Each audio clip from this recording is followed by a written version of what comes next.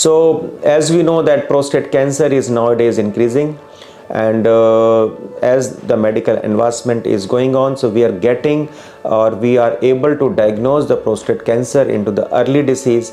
And now with the help of the robotic technology, so we can do precisely the robotic cancer surgery for the prostate.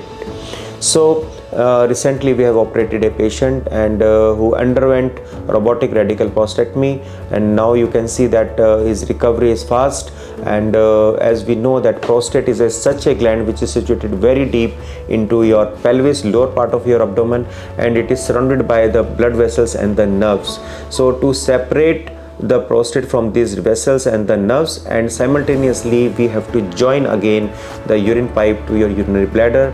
So it's very important if we have a robot, so this surgery become easy and beneficial for the patient.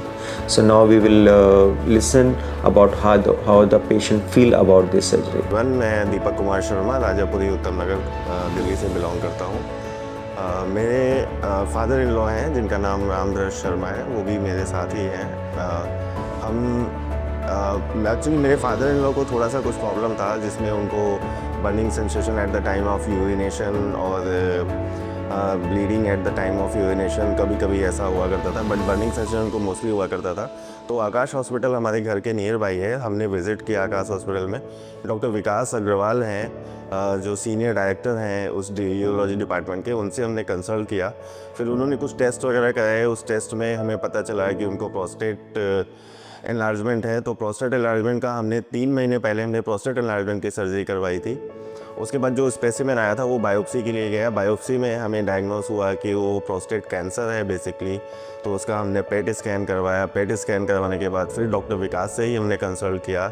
After the consultation doctor विकास ने हमें suggestion दिया कि हम इसकी robotic surgery करेंगे और ऐसे ऐसे प्लान होगा, मतलब रोबोटिक सर्जरी करेंगे। रोबोटिक सर्जरी का प्लान हमने पूरा उनसे समझा, कैसे क्या होना है, कितने दिन में होना है, क्या टाइम लगेगा सर्जरी में, और कितना बेड रेस्ट होगा हमारा, ओवरऑल क्या हमारे एक्सपेंसेस होंगे, वो सारा कुछ हम समझ के 3 महीने बाद हमने डॉक्टर विकास को कंसल्ट किया और रोबोटिक सर्जरी का प्लान किया। 27 तारीख को सर्जरी थी हमारी, जिसमें हम पेशेंट जो है वो लगभग 9:30 बजे के आसपास ओटी में गया था और हम अगेन शाम को 5 बजे मिले हैं पेशेंट से, और एकदम नॉर्मल कंडीशन पेशेंट की, कोई इशू नहीं था और अभी भी पेशेंट एकदम नॉर्मल है। रोबोटिक सर्जरी थी और रोबोटिक सर्जरी के बाद डॉक्टर हमसे 2-3 बार मिले थे प्रोसीजर के टाइम पे।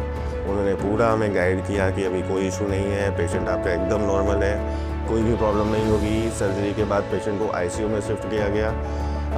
नियर अबाउट 12 आवर्स पेशेंट हमारा आईसीयू में था, उसके बाद उनको नॉर्मल वार्ड में शिफ्ट कर दिया गया और अभी वो एकदम फिट एंड फाइन है और आज 4 दिन बाद हमारा हॉस्पिटल से डिस्चार्ज हो रहा है। या बिल्कुल हम हॉस्पिटल के बारे में लोगों को रिकमेंड करेंगे। हॉस्पिटल का स्टाफ बहुत अच्छा है, बिहेवियर बहुत अच्छा है हॉस्पिटल स्टाफ का।